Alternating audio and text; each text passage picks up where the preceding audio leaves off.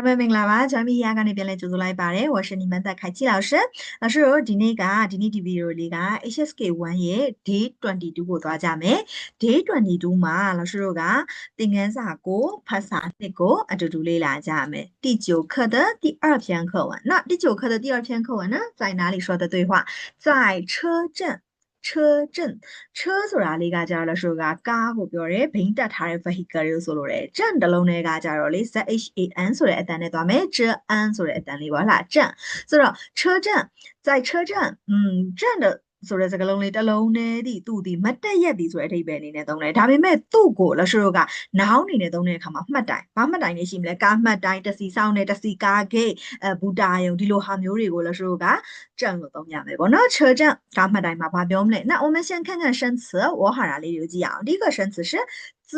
哀在对的在ဆိုတဲ့စကားလုံးလေးလား自哀在第四声တင်မယ်在在လို့လည်းဆိုတော့ပြောလိုက်ပြီဆိုလို့ရှိရင်သူဒီအရှိကသင်ခန်းစာမှာလည်းအရှိကဗီဒီယိုမှာလည်းပြောခဲ့ကြတယ် verb အနေနဲ့သုံးတယ်မှာရှိသည်လို့ဘာသာပြန်တယ်老师在学校妈妈在家စသဖြင့်လည်းဆိုသုံးခဲ့ကြတယ်ဒါပေမဲ့ဒီမှာတော့在ဒီ preposition အနေနဲ့သုံးမယ် okay preposition အနေနဲ့သုံးတယ်ဆိုတာဒီဘာများကွာခြားသွားလဲဘယ်လိုပြောင်းလဲသွားလဲပုံမှန်အားဖြင့်လည်းဆိုတရုတ်စာကြောင်းတိဆောက်ပုံဒီ如语谓语宾语ဆိုတဲ့ပတ်တန်းနဲ့သွားရတယ်။主谓宾လို့အလွယ်မှတ်ထားနိုင်တယ်။主语ဆိုတာဒီပြုတ်လုတဲ့သူဘာကိုပြုတ်လုလိုက်တာလဲဘသူကပြုတ်လုလိုက်တာလဲဒီလိုမျိုးကလည်းဆိုမြန်မာစကားမှာလည်းပြောခဲ့ဘူးတယ်လीနော်ဆိုတော့ပြုတ်လုသူဆိုတာဒီကိစ္စတစ်ခုအခြေအနေတစ်ခုကိုပြုတ်လုလိုက်တဲ့သူကိုပြောတာဟလားအဲ့ဒါကို主语လို့သုံးမယ်။ Okay 主语ကဘာတူလဲ我ဘာကိုပြုတ်လုလဲ学习学习လေ့လာသိရင်လည်းဆိုတဲ့စကားလုံးဟုတ်လား我ငါကဘာကိုပြုလုပ်လိုက်လဲ我学习ဘာကပြုလုပ်ခြင်းခံလိုက်ရလဲတရုတ်စာဆိုတဲ့စကားလုံးကပြုလုပ်ခြင်းခံလိုက်ရတယ်ဒါကြောင့်မလို့သူကို宾语ခံရသူ object လို့မှတ်ထားနိုင်တယ်လားဆိုတော့လက်ရှိကတော့ပုံမှန်အားဖြင့်စာသင်လို့ရှိရင် subject verb object ဒါမှမဟုတ် subject adverb adjective ဆိုပြီးတော့အင်္ဂလိပ်စကားတွေနဲ့သုံးတာပို့ပြီးတော့များတယ်ပေါ့နော်ဒါကကလေးတို့နောက်ပိုင်းအင်္ဂလိပ်စာလေ့လာတဲ့အခါမှာလည်းပို့ပြီးတော့အထောက်အကူပြုနိုင်အောင်လို့ကြာဦးနာဝရှိအောင်လို့ရည်ရွယ်တာပဲပေါ့နော်ဆိုတော့ဂျူး语ဆိုတဲ့ subject ရှိမယ်စာကြောင်းတစ်ကြောင်းဒီဝိ语ဆိုတဲ့ပြုတ်လုလိုက်တဲ့အကြောင်းအရာတစ်ခုရှိမယ်ပင်း语လို့ပြောတဲ့ခံရတဲ့သူဒီပြုတ်မှုတက်ရောက်သွားတဲ့သူတယောက်ရှိမယ်ဥပမာမြန်မာစကားပြောကြမယ်ကျမထမင်းစားတဲ့ဘသူကပြုတ်လုသူလဲကျမကပြုတ်လုသူဘယ်ဟာကပြုတ်လုခြင်းခံလိုက်ရလဲထမင်းဆိုတဲ့အရာကဘလို့ပြုတ်လုခြင်းခံလိုက်ရတာလဲစားတယ်ဆိုတဲ့အခြေအနေပြုတ်လုခြင်းခံလိုက်ရအဲ့လားဆိုမြန်မာစကားမှာကျတော့စာကြောင်းတိဆောက်ပုံဒီ主宾谓နဲ့သွားတယ်主宾谓ပြုလုပ်သူခံရသူပြုလုပ်လိုက်တဲ့အကြောင်းအရာတရုတ်စာမှာကျတော့主谓宾နဲ့သွားတယ်ပြုလုပ်သူပြုလုပ်လိုက်တဲ့အကြောင်းအရာခံရတဲ့သူဒါပေမဲ့ preposition တွေပါလာပြီဆိုတော့ကလေးတို့သတိပြုရမှာဒီစာကြောင်းတိဆောက်ပုံတွေပြောင်းလဲသွားမယ်主语ပြီးသွားရင် preposition ပြီးတော့မှ老师တို့ကဘာလာလဲဆိုတော့宾语လာတယ်နောက်ဆုံးမှာမှ谓语ထည့်ရတယ်အဲ့တော့在ဆိုတဲ့စကားလုံးလေးကို老师က preposition အနေနဲ့သုံးတဲ့အခါမှာအရှိမပြုလုပ်သူ subject ရှိမယ်在ပြီးသွားလို့ရှိရင်ဒီမှာတော့ဗောနော်ပင်းပြီဆိုတာအထက်သူဒီ place of noun တွေထည့်တာများတယ်နေရာကိုဖော်ပြတဲ့စကားလုံးတွေပြီးတော့မှနောက်ဆုံးမှာဘာသွားထည့်မလဲဆိုရင်ဝေ့ယူလို့ခေါ်တဲ့ verb တွေသွားထည့်မယ်လားဆိုတော့ဒါဒီ HSK 456ရောက်တာတော့မှမှားကြလေးရှိတဲ့စာကြောင်းပတ်တန်တစ်ခုဖြစ်တယ်နေရာတစ်ခုအဲ့နေရာမှာတစ်ခုခုလောက်တယ်လို့ပြောကြတဲ့အခါမှာကလေးများဆိုတာဝေဝါးထွေပြသွားဘယ်ဟာဘယ်လိုသွားထည့်ရမှာလဲဆိုတော့ဥပမာ我看书在图书馆ဆိုပြီးတော့နေရာကိုနောက်မှာထားပြီးပြောလို့ရှိတယ်ဆိုတော့ပုံမှန်အားဖြင့်တော့လို့ဆိုဒီနေရာကိုအရင်ထားရတယ်ဆိုတော့လွယ်လွယ်လေးစဉ်းစားကြည့်အခုအိတ်ချင်နေတယ်ကွာဘယ်ကိုသွားမှအိတ်လို့ရမလဲအိယာကိုသွားမှလားဆိုတော့အိတ်လို့ရမှာမဟုတ်လားအိယာစီကိုရောက်မှအိတ်လို့ရမှာမဟုတ်လားအဲ့လိုပဲထမင်းစားတဲ့ထမင်းဆိုင်စားတောက်ဆိုင်မှာမှထမင်းစားလို့ရမယ်မဟုတ်ဘူးလားဆိုတော့လို့ဆိုပုံမှန်အားဖြင့်စာကြောင်းတိဆောက်တဲ့အခါမှာကလေးတို့သတိပြုပါလူတစ်ယောက်က老师ဆရာမဒီ在နေရာကိုအရင်ဖော်ပြရမယ်ဘယ်နေရာလဲ在学校ကျောင်းမှာဘာလုပ်မလဲ上课အတန်းတက်နေတယ်ဒီလိုမျိုးပြောပေးရမယ်爸爸ဖေဖေဒီ在公司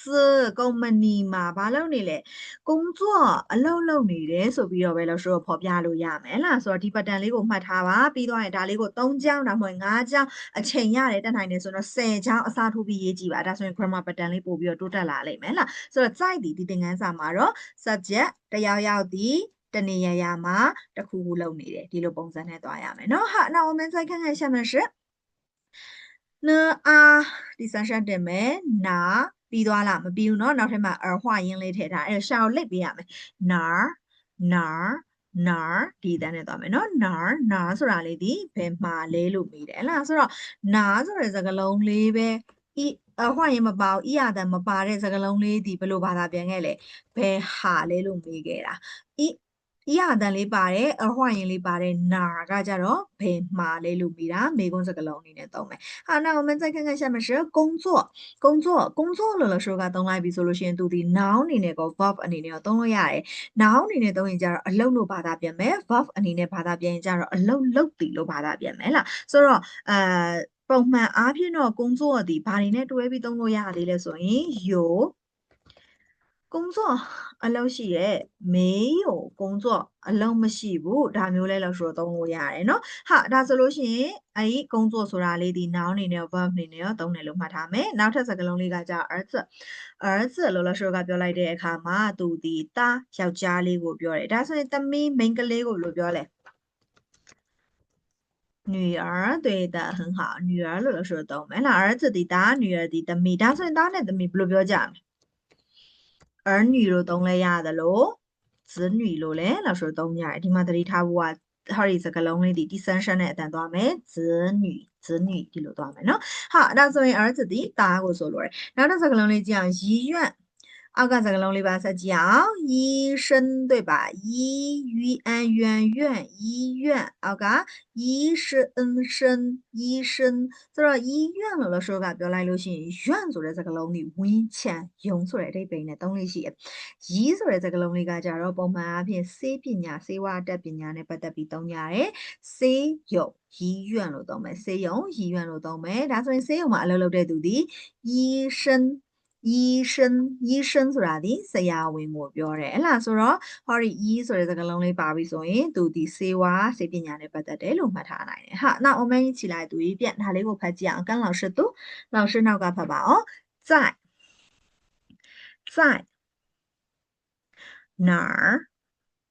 哪儿工作儿子医院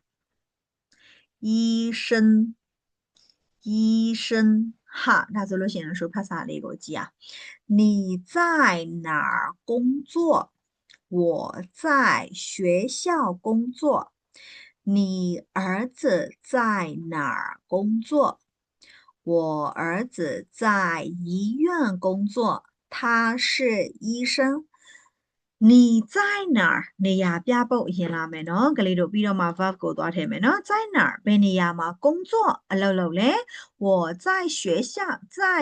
校ကျောင်းမှာ工作အလုပ်လုပ်တယ်လားငါကျောင်းမှာအလုပ်လုပ်တယ်你儿子在哪儿工作နင့်သားလေးကကော在哪儿ဘယ်နေရာမှာ工作အလုပ်လုပ်လဲ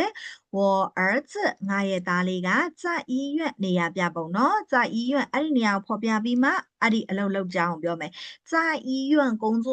ဆေးရုံမှာအလုပ်လုပ်တယ်他是医生သူကဘာလုပ်လဲ医生ဆရာဝန်เนาะဆိုတော့သူကကျောင်းမှာအလုပ်လုပ်တယ်ဆိုသူဒီဘာဖြစ်နိုင်လဲ他是老师对的သူဒီဆရာမဖြစ်နိုင်တယ်เนาะဆိုတော့老师ကဒီနေရာမှာလေအစားထိုးပြီးသုံးလို့ရတယ်ဘယ်မှာအလုပ်လုပ်ပါတယ်လို့ပြောခြင်းရင်我在某地方နေရာတစ်ခုခုမှာ工作အလုပ်လုပ်ပါတယ်လို့ပြောလို့ရတယ်လို့ငါကနေရာတစ်ခုခုမှာဒါကိုလုပ်နေပါတယ်လို့လည်းပြောလို့ရတယ်ဥပမာ他在咖啡店喝咖啡သူက coffee ဆိုင်မှာ coffee တောက်နေတယ်ဆိုတာမျိုး他在超市买东西သူကစူပါမားကတ်မှာဈေးဝယ်နေရဆိုတာမျိုးလို့ဆိုအစားထိုးလို့ရတယ်ကိုယ့်ရဲ့အလုပ်ကိုဖော်ပြခြင်းတဲ့အခါမှာလည်းဒီ pattern လေးကိုလို့ဆိုမှတ်ထားလို့ရတယ်ငါရဲ့သားလေးကဆေးရုံမှာအလုပ်လုပ်နေတဲ့အစားငါကဒီမှာအလုပ်လုပ်နေရဆိုတာမျိုးပြောလို့ရတယ်ပြီးတော့ရင်ငါရဲ့အလုပ်ကန်ရတော့ဘာဖြစ်ပါတယ်လို့ပြောလို့ရတယ်ဥပမာ我在学校工作我是老师ဆိုတာမျိုးပေါ့နော်အစားထိုးပြီးတော့သုံးကြည့်ပါဖလှယ်ပြီးတော့သုံးကြည့်ပါနော်ဆိုတော့ဒီဖတ်စာလေးကို老师နဲ့တူတူပြန်ဖတ်ကြည့်အောင်跟老师读你在哪儿工作我在学校工作你儿子在哪儿工作我儿子在医院工作他是医生好，可以呢。下面呢，所以老师阿帕嘎帕萨利果 Day 23嘛设计家没？那所以我们今天的课就到这儿。听你单里咖喱马尾单身嘛，我们下个视频见。那这 video 嘛对吧？没？再见。